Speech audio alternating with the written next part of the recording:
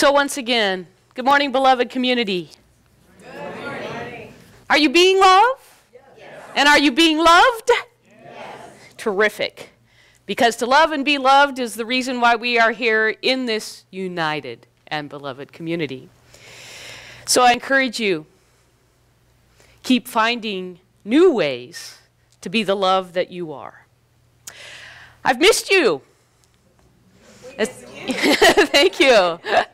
As I mentioned, I did have a wonderful vacation, and there is just so much energy, and I just want to be appreciative of all the energy that is here and continues to grow and expand and touch one another. So what's the lesson title for today? Recreate yourself anew. Recreate yourself anew. Let's talk about the word create first. Many people will say I'm not creative. Matter of fact, I had somebody who reported to me who was an administrative assistant, and of course they did lots of accounting and budgeting and scheduling, and they're like, oh, I'm not very creative. And I said, you pretty much problem solve pretty much most of the day, right? I mean, you know, that accounting stuff and working out. Well, yeah. That's creative. In other words, some people, when you say the word creative, are thinking crafty or art. But really, if you live, you breathe, and you create. Now, you may not be aware of that, but if you live, you create. Ernest Holmes wrote a book called Creative Mind, and it's not really one of the popular ones, and I'm not sure that it's still published. And I think he was inspired a lot by Thomas Troward. How many people know who Thomas Troward is? Okay, anybody who's had Science of Mind? He was a judge, and most of you probably remember he was hard to read. And that's why we have a class on him, because it's pretty chewy. But you know, one of the things he did very well is he was very logical, methodical, and did deductive reasoning about why and how we are creative. And I think the key aspect to that is Holmes and Troward were again trying to remind you that life force moves through you. You are the vessel, and you shape that energy. That's how you create. So to create is our natural process. And when I speak about the mind, I don't mean just the mind. Like, you know, the reason why positive thought sometimes gets a negative connotation is because, like, oh yeah, I'm rich. I don't really believe that. I'm abundant, but I don't really believe that. In other words, you can say the words. But normally when we communicate, what we're doing is communicating an intention within us and using words to basically express that which is really in our heart. So we think of a child, and even when they're very young, what do? They play. They create. Where did you lose that? I do have to say, and I think Johnny would agree with me, that sometimes school dampens the way we created when we were a child, because our schools pretty much say, here's what you need to learn while you're in first or second grade, or you know, whatever. But technically, we are still creating. And some of you may still say, well, yeah, okay, but not that creative. And then I'll say, oh, so tell me the stories you tell yourself. And if you have stories that you repeat in your head over and over, no. You have amnesia, Diana? Yes, sometimers. Yeah, we tell ourselves stories all the time. You know, that voice that goes on in your head, constantly telling the same story over and over. And the key aspect here is you let your mind run on and on and on.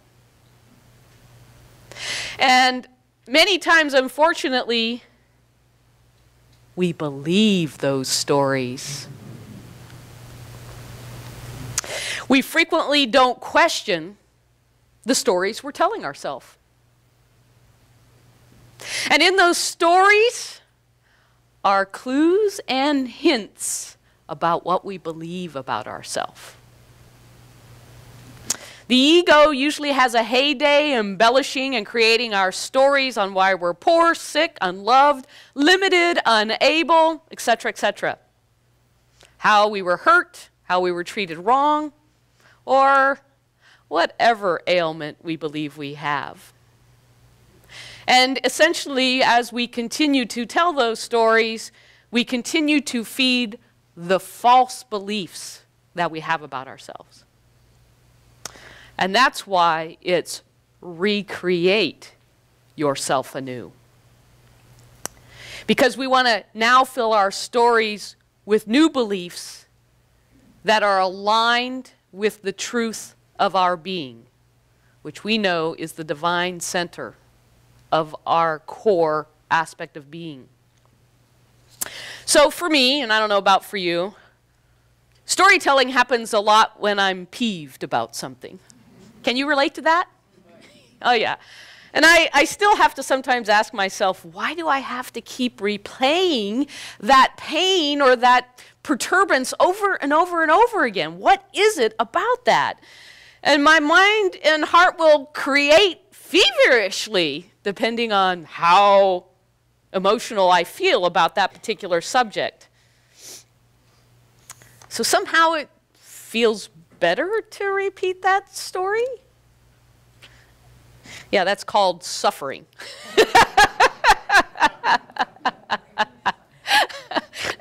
Why are we attached to the suffering? Really, the answer I came up with is, I'm really just surfing with the emotions. You know, energy and motion.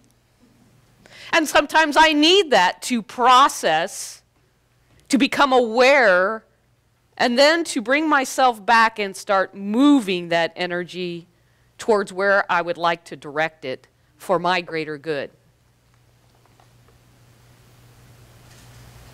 So, sometimes when we get on those waves, we're not really steering ourselves where the creative power of our mind can realign us.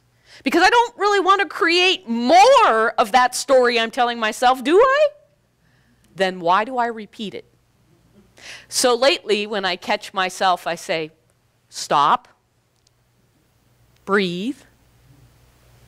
I don't need the story. A lot of times the story that I'm telling, you know, before I can get to the space of, so what do I know to be my truth? I just need to stop telling the story and let whatever the situation is be what it is. But not fill it with my ego or my false beliefs about that particular thing. All right, so I'm going to read a story now. And it's a little bit of a long story, but I'm going to ask you to please listen closely, patiently, and with curiosity.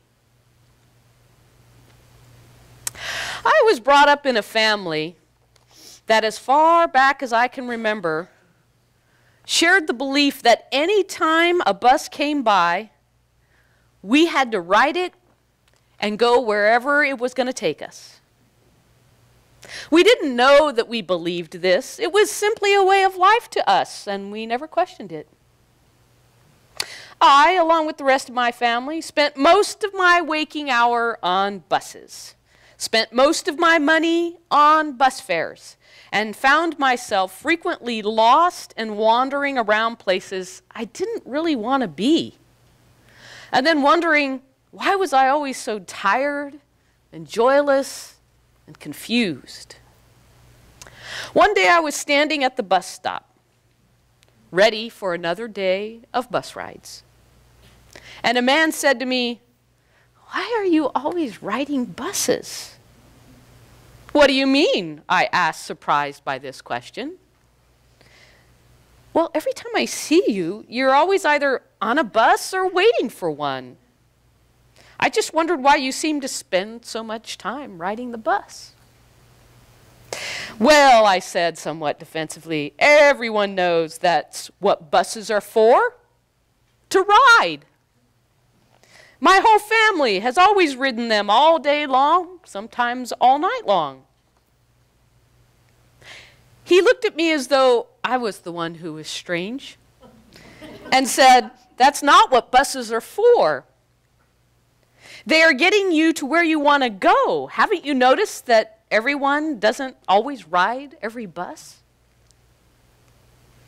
This man was beginning to annoy me with his strange ideas, so I ignored him and climbed on the next bus.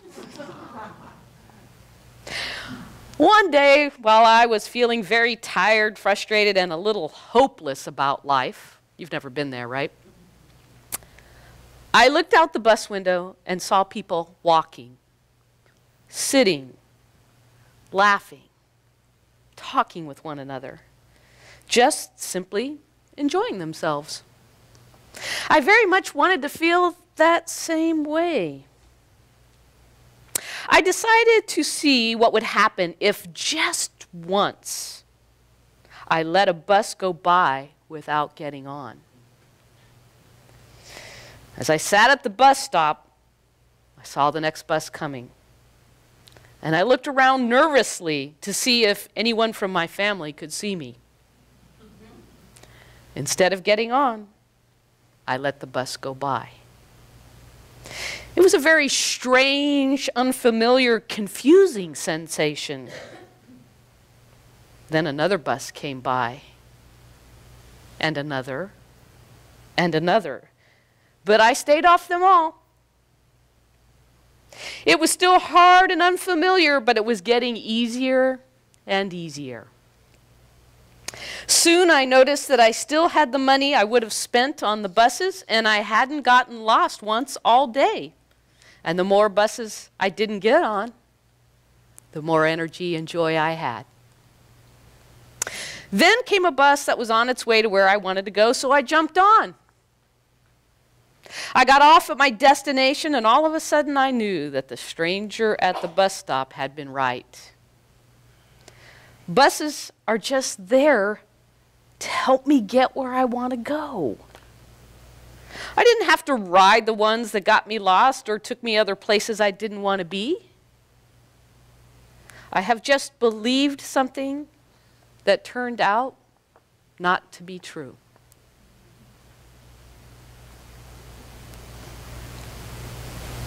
And so it is with our thoughts. Some of them help us get to where we want to go, and some of them take us to places we don't want to be. We don't have to hold on to every thought that comes into our head, nor believe every thought that comes into our head. We just sometimes think we do. Thinking is a voluntary act. Human beings are the only creatures on the face of the earth that have free will to think or not think anything they want. We're even free to think that we aren't free to think. We have choice. We have free will. We are the only beings that are capable of thinking of things that have not been thought before. Recreate yourself anew.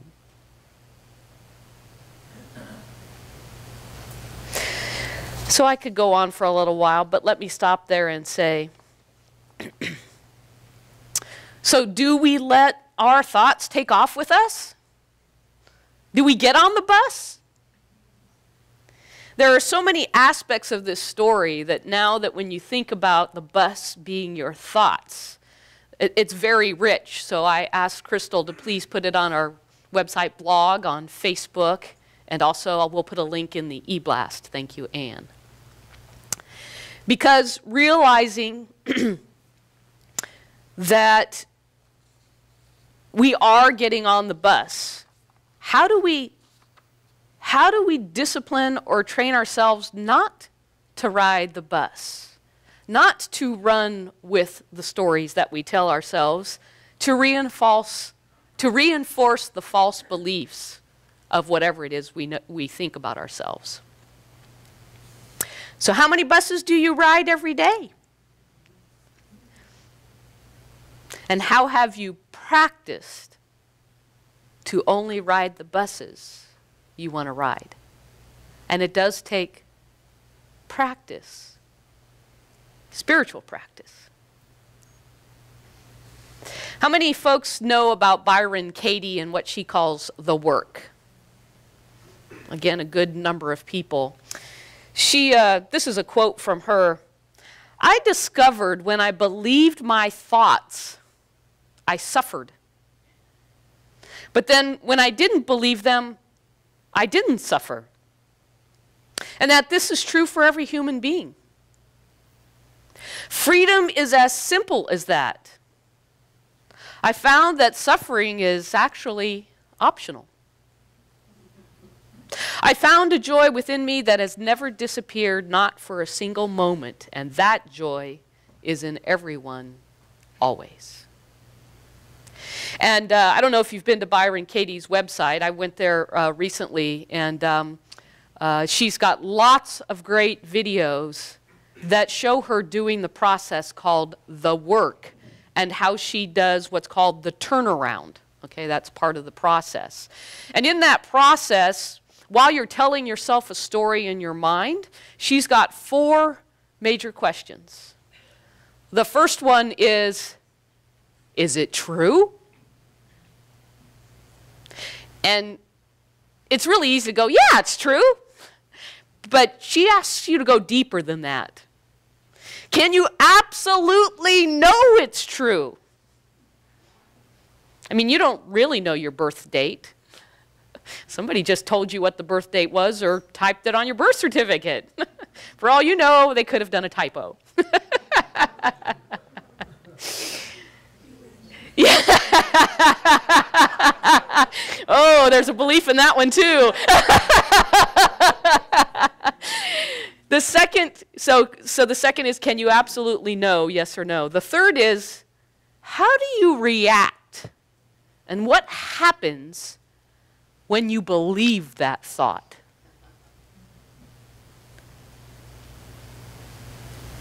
And that's another way of saying, what beliefs are you reinforcing in your story? There's hints there.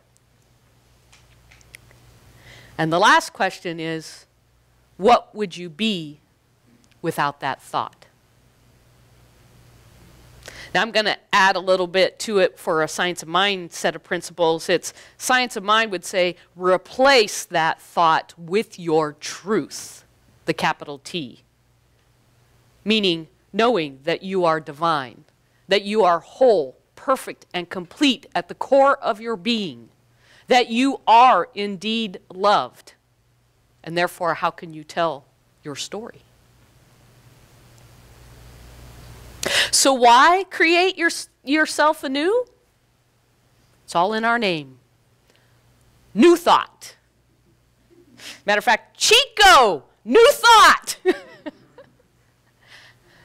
Because to recreate yourself anew is to practice new thoughts about your true self and to live in this present moment forward in that.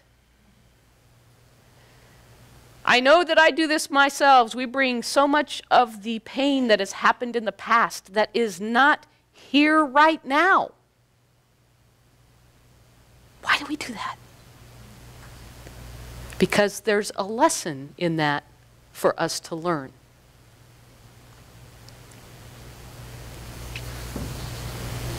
So I think we're all here at this Center for Personal Growth and Spiritual Development. Yay? Nay? Yeah. And as noted in the book, I know, you're probably getting tired of it, but it's a very good foundational book. In the 21 Skills of Spiritual Intelligence by Cindy Wigglesworth, Quadrant 3 in her models is about self-mastery. Self with a capital S, and self with a little s. And in order to do mastery of the self, you might be interested in these skills. For her, skill number 12, growing your commitment to spiritual growth. Skill number 15, sustaining or growing your faith. And skill number 16, seeking guidance from your higher self. Anybody interested in any of that? Or have you perfected it all already? All these spiritual skills empower you to walk your divine path and express your unique truth, your purpose, your sole purpose in this space, in this world, to reach your highest potential. To improve your life and to improve the life of those around you. Beloved community of Chico. So now I'm going to go to, so yes, it takes spiritual practice to grow the skills that I mentioned. Did anybody watch the Olympics? Yeah? How much work do you think that takes? But they're pretty inspiring, aren't they? I know I was on vacation when the Olympics were on, and we were mountain bike riding and hiking and floating down the Chutes River, and I was like, I'm inspired. That little ache I feel. It's sort of interesting in the sense of the Olympians bring such an inspiration. And so it is with our spiritual practice. You might have to do some spiritual weightlifting to learn how to recreate your stories. And just like the Olympians, they practice consistently and daily in order to reach their goals. And so we must do our consistent daily spiritual practice to be in touch with ourselves, to gain the skills to stay focused in knowing our higher power on a regular basis, so that when we tell our story, we're telling the truth about ourselves. And of course, different Olympians do different practices in order to gain skill for their particular sport. And so it is with you, based on whatever skill you choose you want to focus on spiritually. So you in the community here, tell me some spiritual practices that you use. Meditation. Is that the only one? Affirmations. Maybe starting out reading in the morning with some affirmations. Yes? That's all? Ooh, what was that? I said gratitude. Practice gratitude. Okay, great. Acting kind. Acting kind, random acts of kindness. Smile. It's amazing how that can change your endorphins, right? Taking walks. Be present, taking walks, and there's a lot of ways to take walks. Walks where you're just, I'm not going to think about anything, all I'm doing is watching and listening. Or interpreting what you see in nature as how is that a part of my nature? Or lots of other exercises for walking. Prayer. Pardon me? Prayer. Just simple prayer. Giving to others. Loving. Being the love that you are.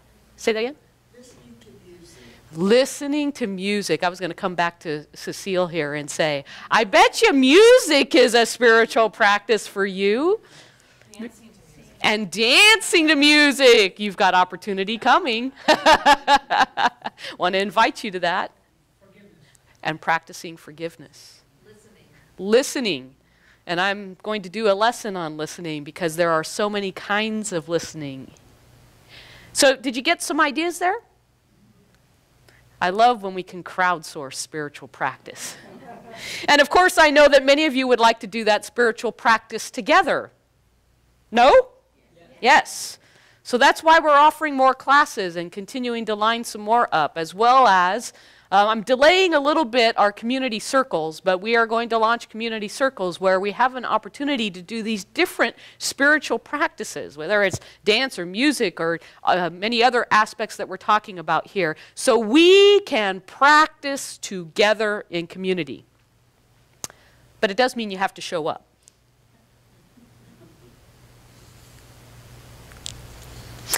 I also, Yogananda is the one who I got this from. You know, when you're in a movie theater, you sometimes get lost in the movie. And then all of a sudden you realize, well, yeah, it's changing a lot of my emotions based on what I'm watching, but I'm not really in that movie, right? Can we do that with our thoughts? Not let the thoughts take us away, but instead be observing the thoughts, like a movie on the theater screen. And that means becoming aware. Aware of what you're thinking. And that's really the first step. And I know some people get frustrated because we try to do it all at once. Oh, I'm doing that thing again. Okay, now I need to do something different.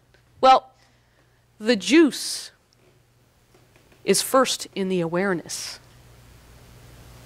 And allowing that to, like with Katie, Byron Katie, I always want to call her Katie Byron, is to recognize what in those thoughts, you know, what's in those thoughts. Is it something we need to heal from? Is there something in those thoughts that are cluing us to what our core beliefs are? Because I know, especially as you continue to practice science of mind, sometimes you demonstrate and sometimes you don't. And for me, it's constantly, okay, if I haven't healed this yet or if I haven't demonstrated yet, I need to keep changing my mind until I find out what that core belief is. In other words, I need as many different perspectives as I can. Because just as Einstein said, you cannot solve the problem at the same level you created it. So it's finding the different perspective, like the different colors in the rainbow, like looking at a different side of the coin, looking at a different facet of the diamond. Awareness first of what your thoughts are telling you. And then we move into, and now that I know what that false belief is, how do I choose to redirect myself based on where I do want to go?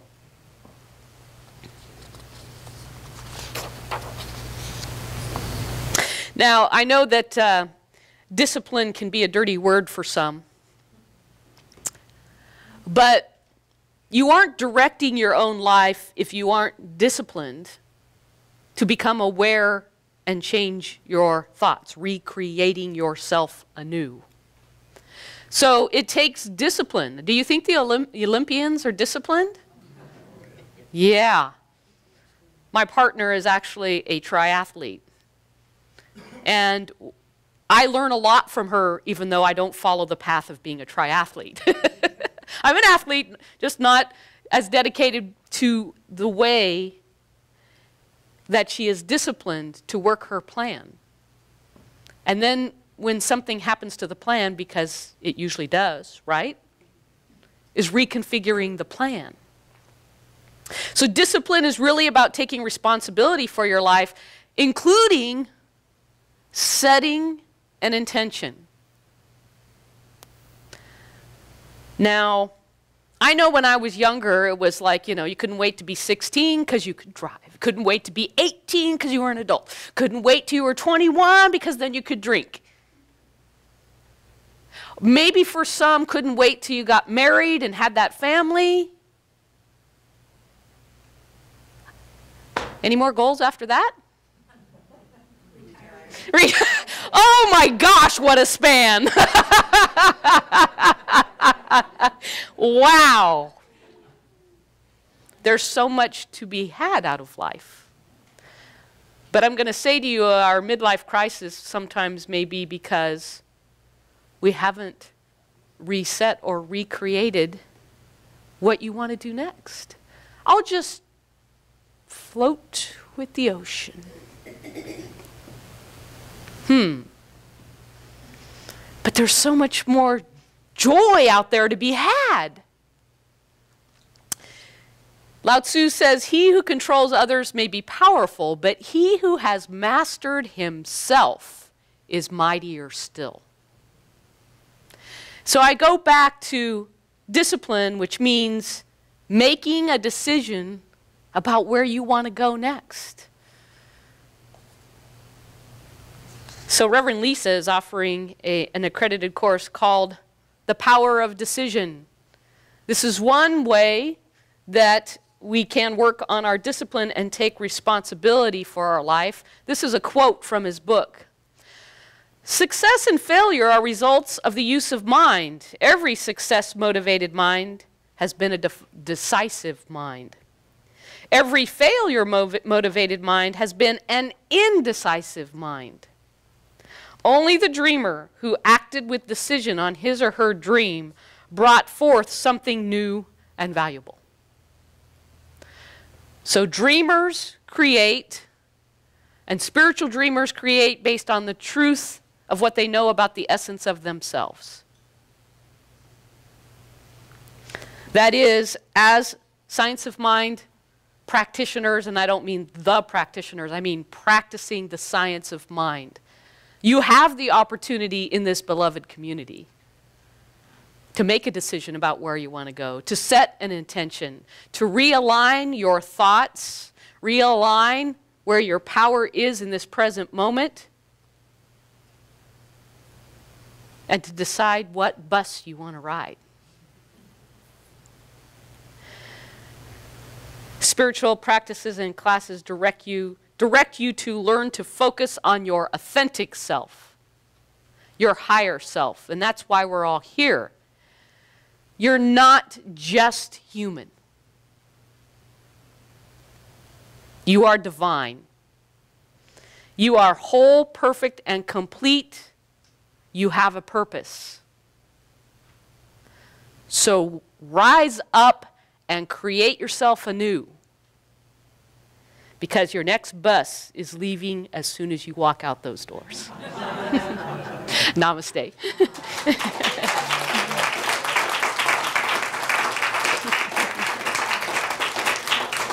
Okay, and I